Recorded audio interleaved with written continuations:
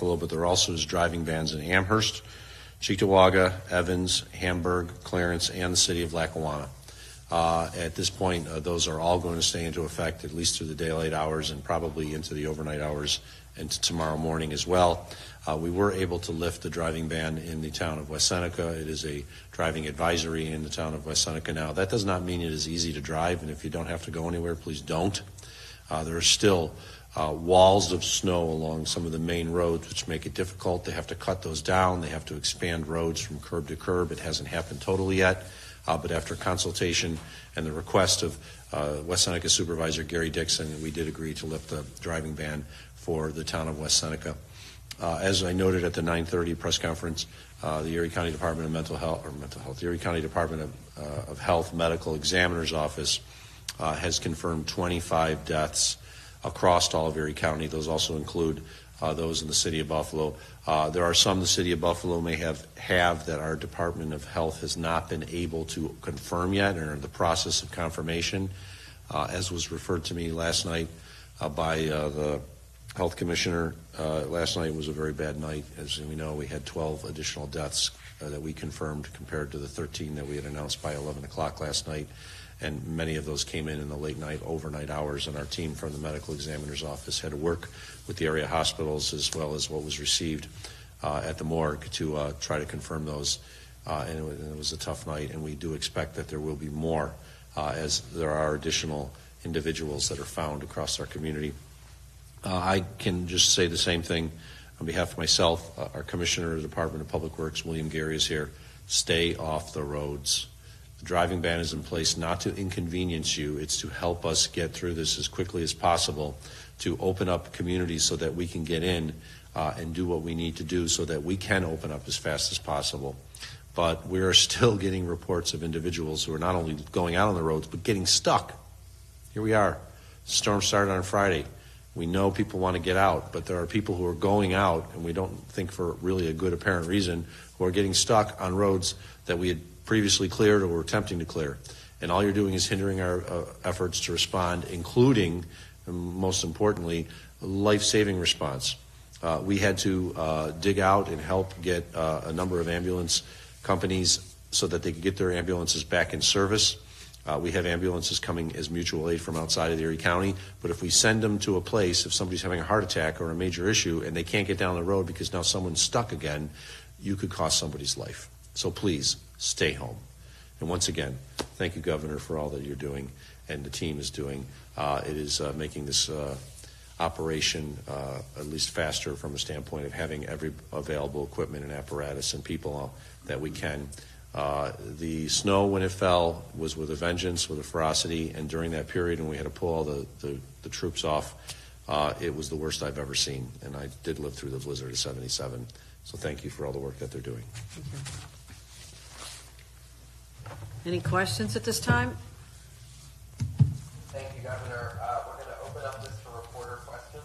Please use the raise hand function to indicate you have a question, and we will unmute your line.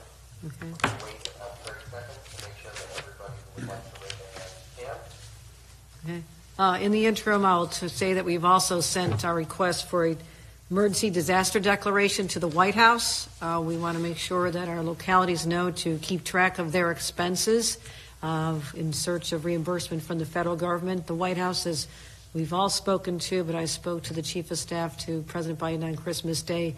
They said they'll have almost an immediate turnaround for us, which I'm grateful for their interest in helping all of us be made whole after going through this. And they said if there's anything else we possibly need, they'll be there for us. And so I'm grateful to the White House, the Biden administration, for their response on that as well.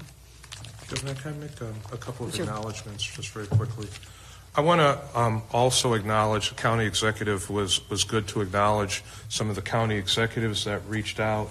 I want to acknowledge Rochester Mayor Malik Evans, who reached out to offer assistance, Syracuse Mayor Ben Walsh, who reached out to offer assistance, Mount Vernon Mayor Sean Patterson Howard, who reached out to offer assistance. And all of us have heard from Senator Chuck Schumer, Senator Kirsten Gillibrand, and Attorney General Letitia James offering support as well. So the whole state is showing their love for Western New York. Any questions? Thank you, Governor. Your first question is going to be from Dominic Lavallo from Spectrum News 1. I'm going to unmute your line, Dominic. Go ahead and ask your question. Good morning, Governor. Good morning, everyone there. Thank you for taking the time for us. So, I think the poll cards are a very similar question this morning in this earlier briefing, but we're hearing a lot of reports of people who are just without power and running out of resources. Is there any services coming into place? Any plan to get more resources to those people? And also, our newsroom in general, I'm sure many newsrooms have been getting calls of people who are feeling almost overlooked based on the fact they've seen plows go right by their streets, and they are still with several feet of snow in their driveway on the streets, and they are stuck in their homes. And obviously, when people leave their homes, any response to that, and what messages to those people? Well, first of all, I'll have the commissioners respond who are managing the operations, but their frustration is real. I understand that, being in a place where you're saying, why are the plows going by? Why am I still at home? Why am I having trouble getting food from the grocery store? This is real. This is trauma on a family and an individual. And I want to acknowledge that. And that is why we are working with such urgency to deal with a wide-scale storm. If this had been a narrow band and we could identify a finite geographic area, it's easier to throw in a lot of resources. But when this first started, this was declared to be a statewide event. And obviously it's lingered far longer over Western New York than we anticipated, particularly this part of Erie County and the city of Buffalo. So we're working really hard to get the resource to you. But no, their frustrations are real. I'm here to acknowledge that. And Commissioner Bray, if you have anything on the delivery of services or the county executive. Yeah, two things. The first is that in terms of power restoration, we had about almost 23,000 households without power in the county last night. We're down to about 12,500. So power is coming back on. There were 4 substations damaged that provided power to the city. Of those 4, all 4 are fully re-energized. 2 are not only re-energized, but all of the distribution circuitry is fixed. The other 2 are re-energized, but we're still fixing, or the National Grid is still fixing that distribution energy circuitry. And so we are doing everything we can to restore power to those who continue to not have power. In terms of the plow operations, right now, plow operations are focused on life safety. That has meant, number 1, making sure that first responders can get where they need to go.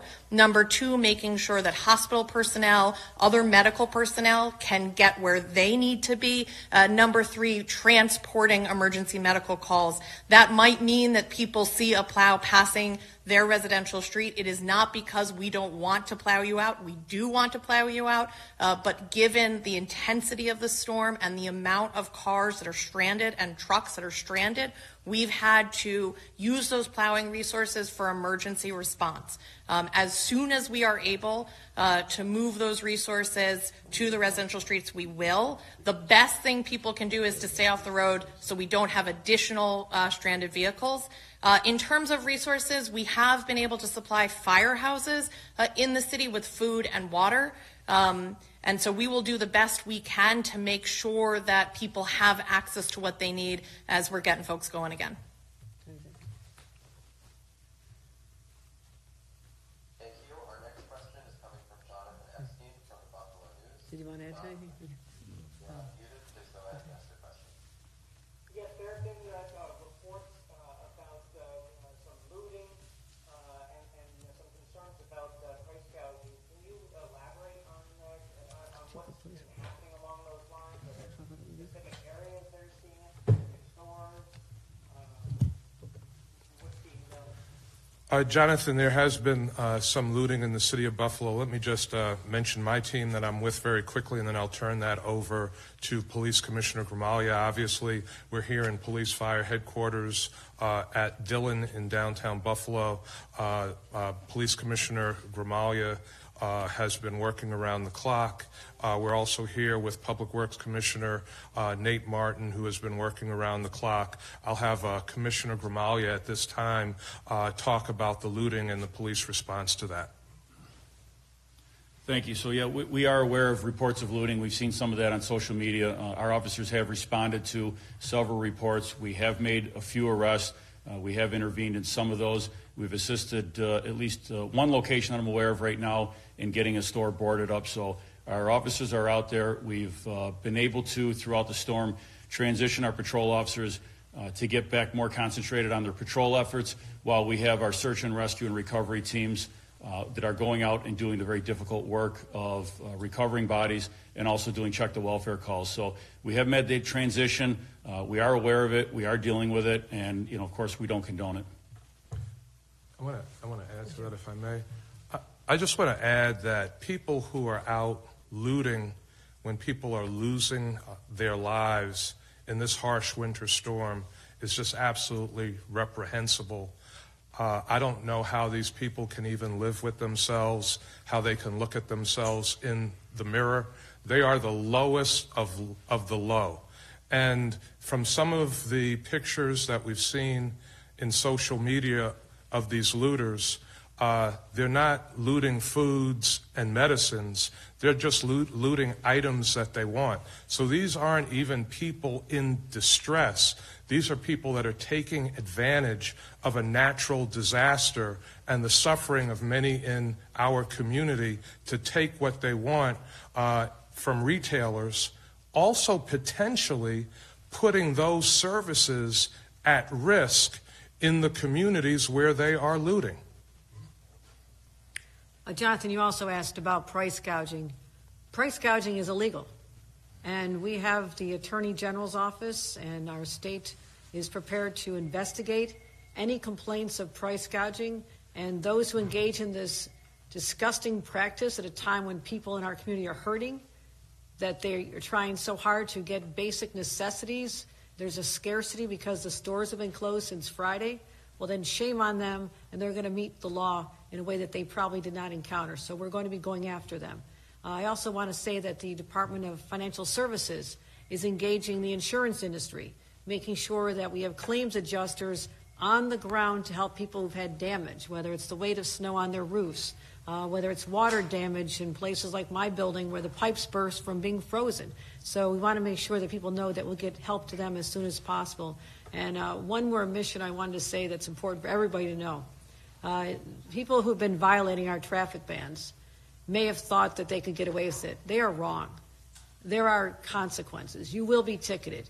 And part of our National Guard responsibility is going to be standing there at intersections and questioning people. And certainly someone who's a first responder or has a medical emergency or a doctor or nurse getting their jobs, they're clearly welcome on the roads. We want to make sure they get there safely. But anybody else, you are risking getting a ticket in a very embarrassing situation if you are caught. And we're going to be bringing reinforcements to enforce this. Otherwise, we can't get the job done to get the roads back open so everybody else who's following the rules, following the laws, and I'm grateful for all the vast majority of Western New Yorkers who are doing what they're asked to do, even though it's uncomfortable and it's a sacrifice. But we want them to get back to life as normal as soon as possible. And those lawbreakers who are just ignoring our bans right now are standing in the way, and they're going to face the consequences.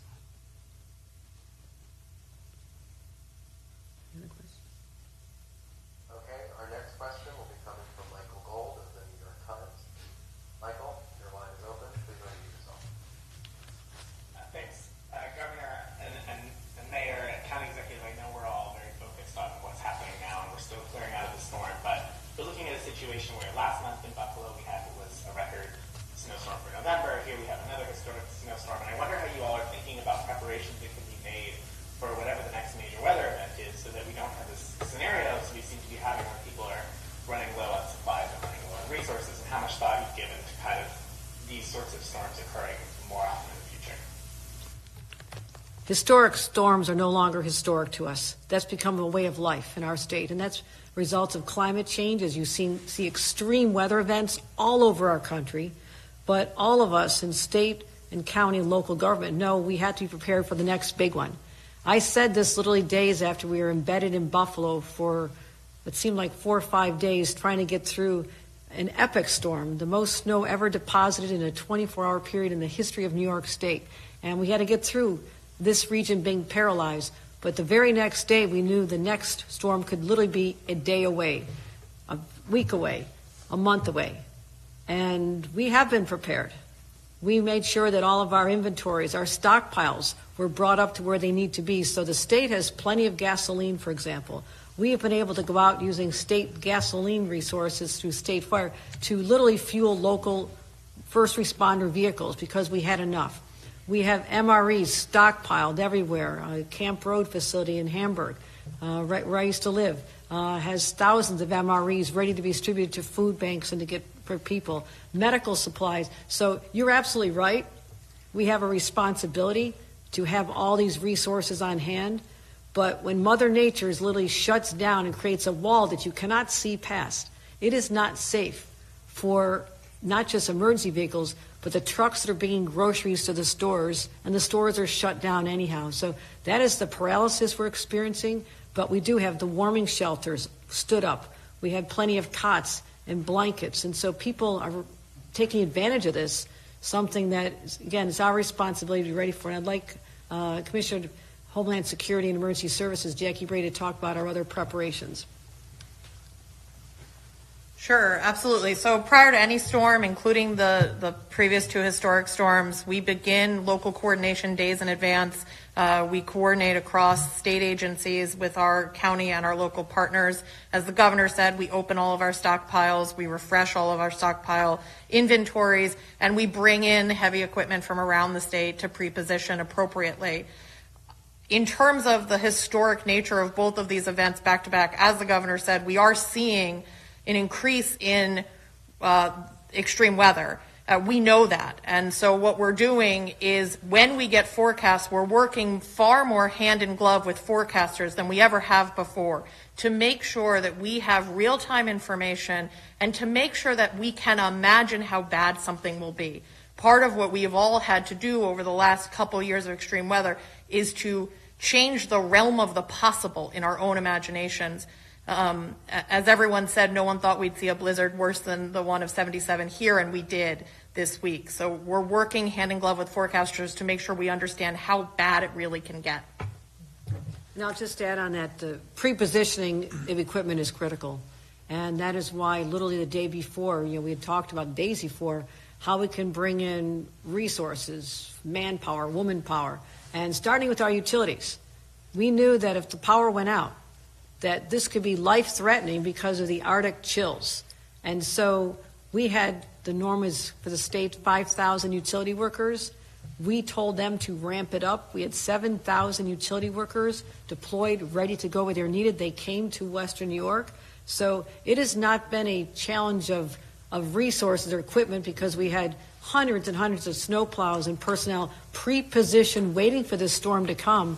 It became the inability to move once the snow started with the ferocity that it hit us with. So you could not safely travel even though you had enough personnel and equipment, and that became one of the challenges that no preparation can help you overcome. But the second there's a break in the weather, we're out there with plows and emergency crews and doing everything we can to, especially with our life-saving missions, which is priority number one for us. If I could. Certainly. We also work to inform the public. The forecast was early. We knew what was coming. We knew how bad this storm was going to be. So days in advance of the storm hitting on Friday morning, we put out messages to the public through news conferences, through social media, through radio, telling the public, buy your groceries by Thursday night. Have family members that are going to travel to be with you, have them move up their travel plans so they are with you by Thursday night. We told people to purchase candles and flashlights and batteries. We said if you have to do last-minute Christmas shopping, do it by Thursday night. All those messages were put out by the governor, by the county executive, by myself, days in advance, so the public could be prepared and would not have to try to drive on Friday in a storm, on Saturday in blizzard and whiteout conditions. So we were prepared. The forecast did come early. The forecast of a once-in-a-generation storm was accurate, and that was communicated to the public. If I can reiterate, this was not a lack of apparatus. This was not a lack of personnel. We were at the mercy of Mother Nature. It's as simple as that. When we have our multi-ton snowplows and trucks and high lifts that we have to bring in, because they have the best traction, they have the ability to go up some of the craziest hills we have in the county.